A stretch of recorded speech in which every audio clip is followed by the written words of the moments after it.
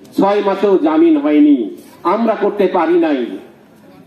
আজকে আপনাদের মতন যারা অসহায় হয়ে কোর্টের বারান্দায় ঘুরেছেন, আর এখন আপনারা হাত আঙ্গুল হেলন দিয়ে বলেন যে যাদের ভাইকে, আমাদের ভাইকে শহীদ করলো, আমার সন্তানকে শহীদ করলো, তাদেরকে এখনই জামিন দিতে হবে।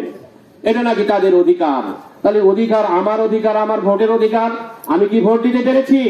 আপনারা কি 16 বছর ভোট দিতে পেরেছেন? পারেন নাই। আপনার 6-9 সালে আপনি ভোট করে নিয়েছেন একতরফা ভাবে, যেন তেন ভাবে। 14 সালে বিনা ভোট, 18 সালে রাতের ভোট, আর 2024-এ জানুয়ারিতে আপনি মামা খালুর ভোট। কোথায় আছে মামা খালুরা? কোথায় সে মামা খালুরা? কারণ অত্যাচার করতে করতে, আমি 1 মিনিট পর কথা বলছি, নামাজের আযানটা হয়ে যাবে।